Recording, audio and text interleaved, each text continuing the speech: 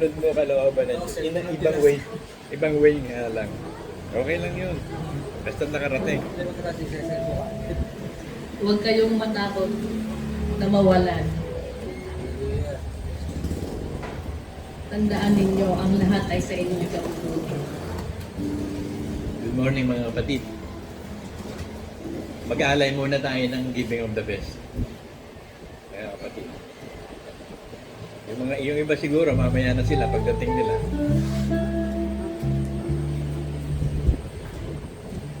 Mag-aalay muna tayo ng giving of the best.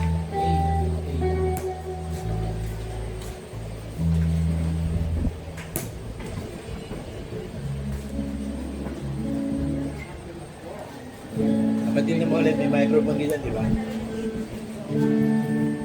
Tag-pray mo yung ano natin. Ang offering natin sa Panginoon.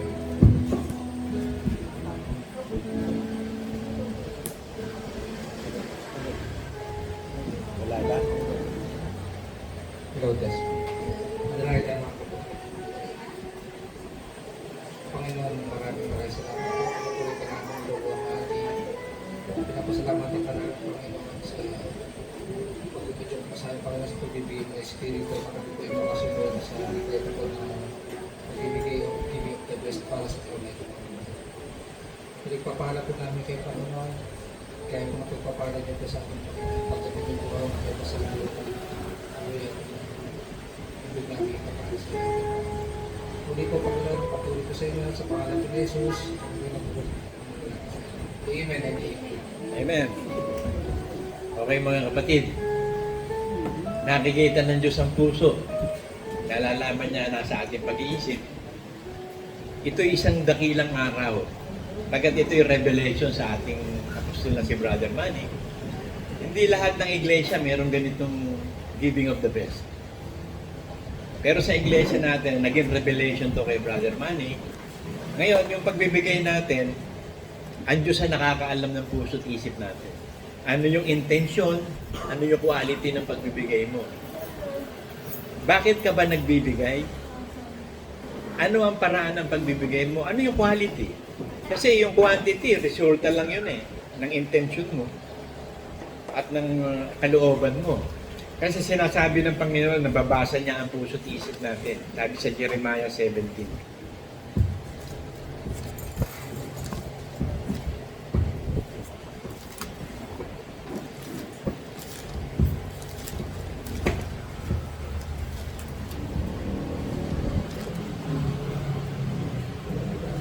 Jeremiah 17:10.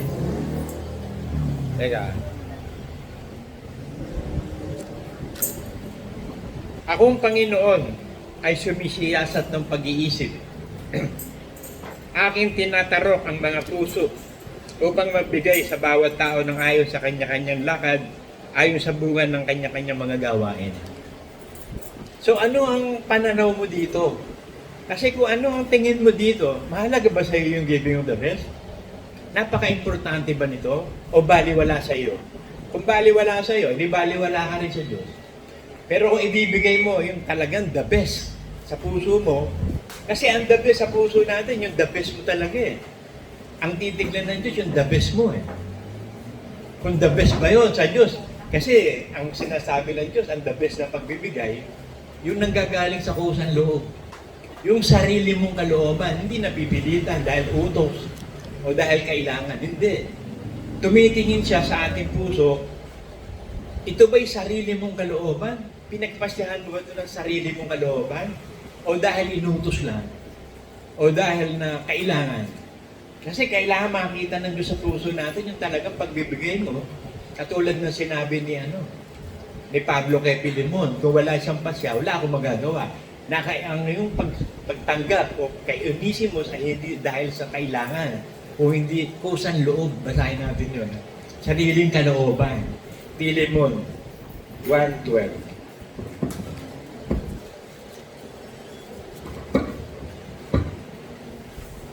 14 yata. Filemon 1:14 yata yun. Teka, hindi ko mabuksan yung Bible ko. Dikit-dikit na Ayaw Ayaw.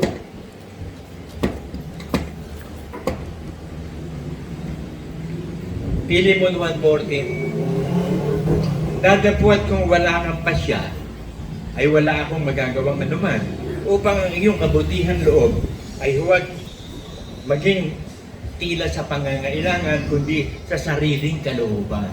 Kasi itong si Onesimus, ito yung katulong ni Philemon sa bahay niya ay nagkaroon ng problema, nagka-atraso sa kanya, nakulong. Nung makulong si Onesimus kasama ni Pablo, nung pala may calling si Onesimus, naging Kristiyano, naging anak niya sa loob ng Tanigala o bilangguan. Ngayon sinabi niya kay Philemon, pinababalik ko na sa si Onesimus na unang-una, wala akong pakinabang noong una, pero ngayon may pakinabang ka na. Kapatid ko siya, ipinanganak ko siya sa bilangguan. Pero kung wala kang pasya, wala akong magagawa, sabi ni Philemon. Kailangan sarili mong kalooban, pagpapasya. At gano'n ang pagbibigay na hinahanap ng Diyos sa atin, yung giving of the best, sariling kalooban mo. 2 Corinthians 9:7.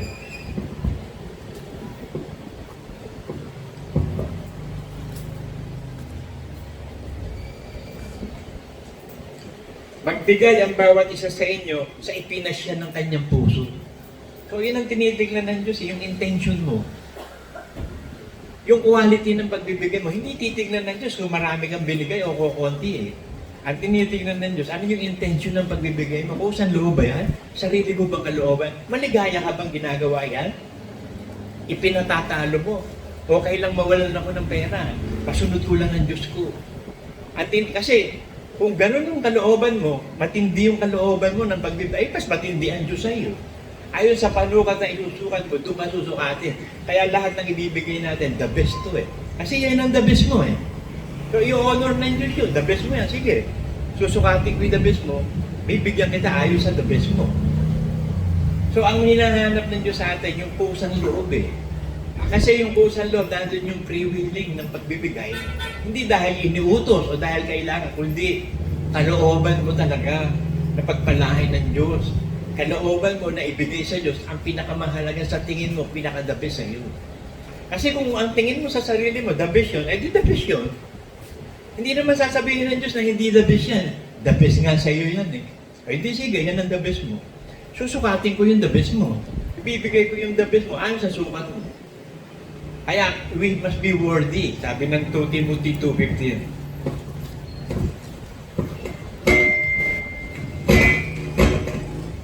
May nagkakaroon.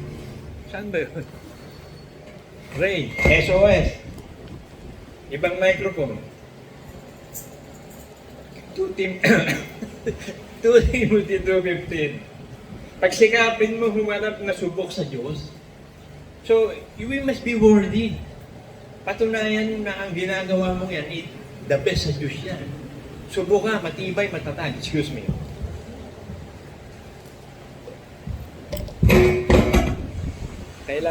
Kailangan ng S, nang gugulo yung microphone, Ray. Kaya mo ako ng ibang microphone.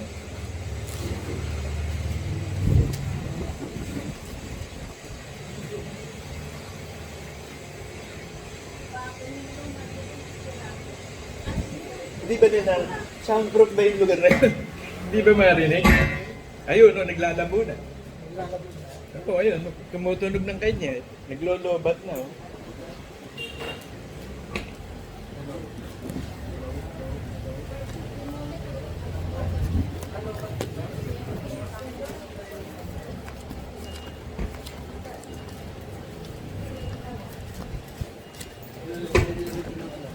Hello.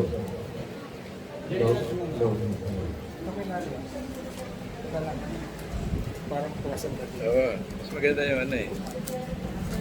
2 Corinthians 9:7.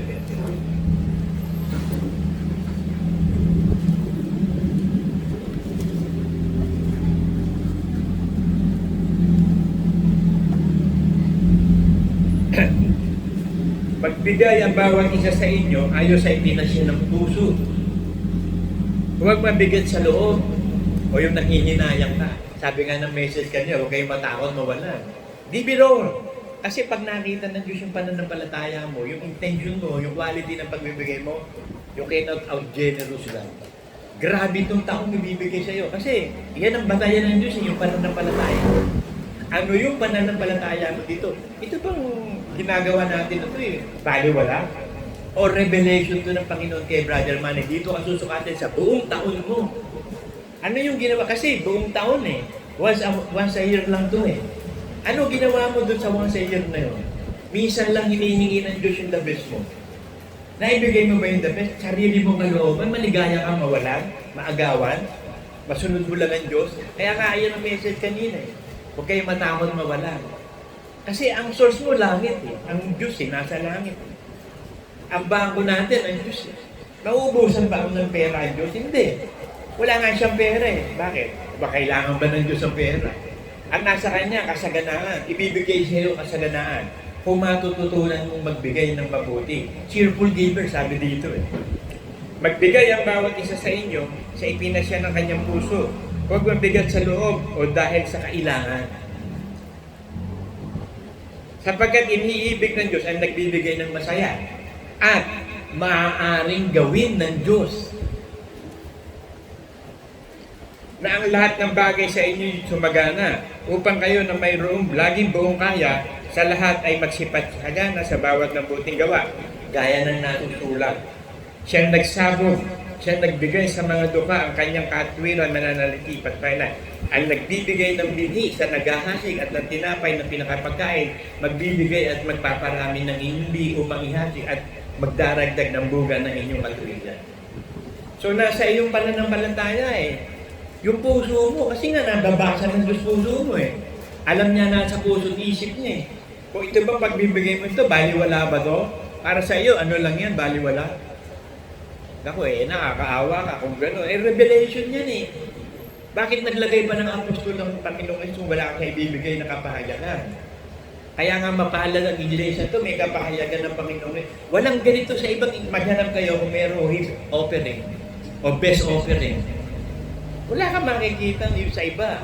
Kasi dati ito ginagawa natin once a year to doon sa paras. Itong giving of the buong iglesia pa noon. Eh ngayon, nung binigay na ni Brother Manny pamumuno sa mga bishop, kayo na gagawa ng giving of the best nyo. Kaya ito rin yung parang pagtitipon ng buong iglesia. Eh ito na yung buong iglesia natin eh. Mga labi. Kaya tignan mo sarili mo. Talaga bang naibigay mo sa sariling kalooban? Masaya ka ba? Sabi sa Hebrews 10:34.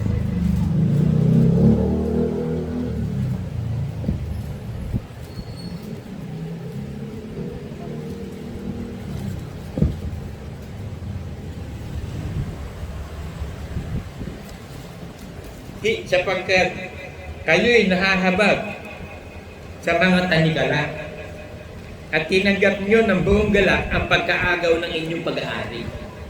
Tinanggap mo ng buong galak ang pagkaagaw ng iyong pag-aari. Sabi ng message, huwag kayong matakot mawalan. Kasi inaagaw yung pag-aari mo ngayon eh. Yung pag-aagaw, ibig sabihin, ibibigay mo na lang ng kusa. At ang Diyos ang makakataho ng isip at puso ko kung tunay niya pagbibigay mo. Kung ano yung panukat na isinukat mo, yun ang susukat sa iyo. Kaya napakahalaga talaga ng pagbibigay na nagmumula sa puso. Kasi minsan lang to eh. Once a year lang to, hindi naman to uulitin eh. Pagkatapos nito, another year na naman to uulit eh. So ano yung ginawa mong pagsunod? Yun ang tinitingnan ng Diyos, yung quality. Ano ba quality ng pagbibigay mo? Baliwala ba sa iyo? O gustong-gusto mo talagang bigyan ng kaluguran ng Diyos, ibibigay mo the best mo. Yung ayaw sa iyo, the best, pinahibigay mo. So ang panukat ng Diyos, ikaw ang sinusukat eh. Ano yung the best mo? Di sige, the best yan. Hindi naman sasabihin ng Diyos, hindi the best yan eh. Kasi sabi mo, the best yan. O di sige, the best yan. So yung the best na yan, doon ko susukatin ngayon ang ibibigay ko sa iyo. Sa panukat na sinusukat mo, doon kita susukatin. Kaya nga, may mga revelation. Prophetic ministry ang iglesia nito, itinatag to through revelation. Kaya nga, napakahalaga kapag kaya nga ginawang Apostles' Creed. Ibig sabihin ng creed, pananampalatayang imperative. Hindi pwedeng hindi susundin. Yung mga ibinigay na aral ng Panginoong Yesus kay Brother naman, bilang apostol, mananatili tayo sa aral ng apostol. Hanggang sa bumaba ang Panginoong Yesus at ayon sa panukat na isinusukat mo, ito nga susukatin. Kaya napakahalaga ng pagsunod ayon sa kalooban ng Diyos. Kasi kapag kusang loob, sabi sa Isaiah 1:19,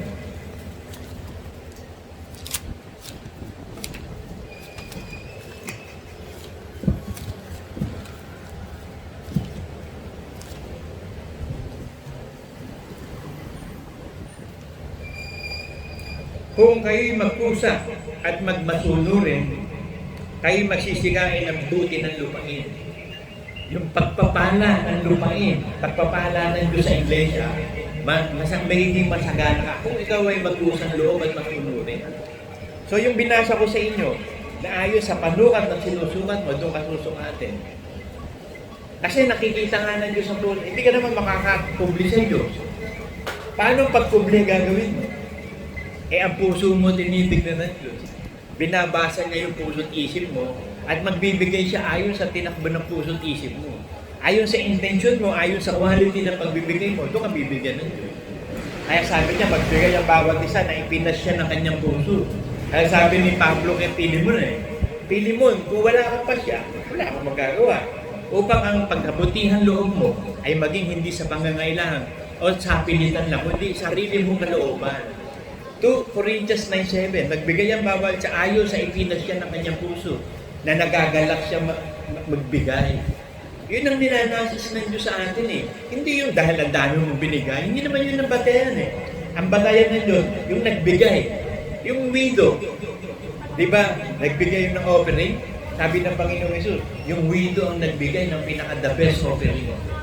Bakit? Sapagkat yung ibinigay niya, sarili niya na yun eh. Yun na yung tinatangkilik niya, ibinigay pa niya.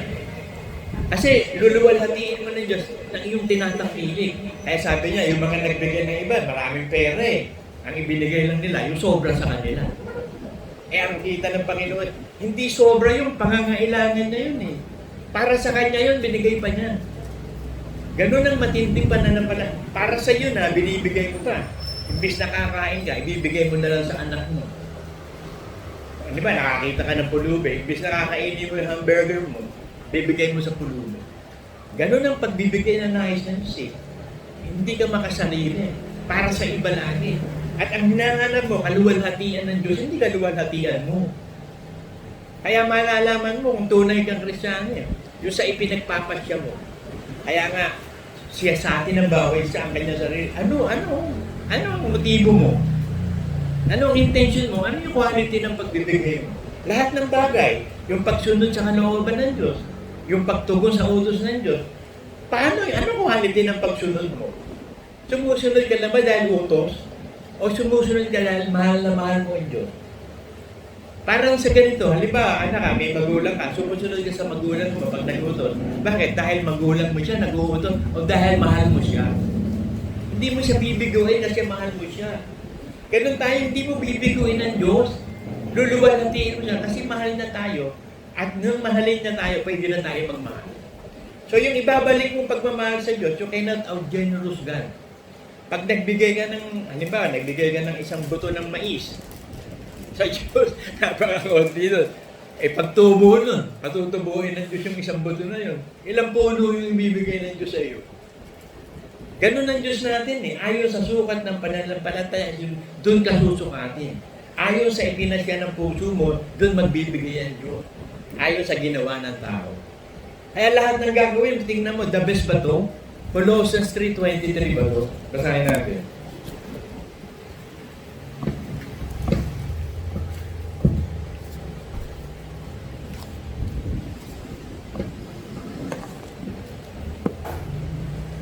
Ano mang inyong ginagawa ay inyong gawin ng buong puso. Naggaya sa Panginoon at hindi sa mga tao. So ang gagawin mong ito, hindi sa mga tao, sa Diyos mo ito ginagawa eh. Nag-aalay tayo ito sa high priest natin sa langit. Kasi nung araw, ang high priest nung araw, meron siyang 1 year of atonement. Para linisin ang lahat ng kasalanan ng Israel. Siya lang pumapasok doon sa Holy of the Holies. Nung mamatay ang Panginoon Diyos, biniyak na yung tabig na yun eh. Wala nang tabig doon, makakapasok na tayo sa Holy of the Holies dahil si Kristo na ang ating Panginoon. Siya ang ating high priest. Kaya ang lahat ng binibigay natin, mga ikaputando, binibigay natin sa high priest. Hindi sa tao. Sa Diyos lahat yun. Kaya kita ng Diyos eh. Kapag ikaw ay, itong taon na to, pag sumagana at napagpala ka sa lahat ng bagay, ibig sabihin, the best ang maging buhay mo. The best yung naibigay mo offering, the best yung pagsunod mo. Kasi ayon sa ginawa mo, doon gagawin sa iyo. Eh. Yun ang batayan lagi na yun. Ano yung ginawa mo? Yun din ang gagawin sa iyo. Kung ano ang panukat na isinusukat mo, yun ay susukat sa iyo. Kaya lahat ng pagbibigay natin ngayon, the best yan. The best offering mo yan. Itinuturin ng Diyos, the best din yan. Kaya papalitan niya ng the best mo. Kung ano yung the best mo, susukatin ng Diyos. Alam niya kung paano niya susukatin yun. Siya yung Diyos eh. So bibigyan na rin ng the best, ayon sa the best mo mga kapatid. So lahat ng gagawin natin pagsunod, see to it na ginagawa natin sa Panginoon. Do it in the glory of God. Kung ikaw ay kumakain o umiinom, gawin mo ito sa ikaluluwalhati ng Diyos. In Jesus' name mga kapatid. Amen.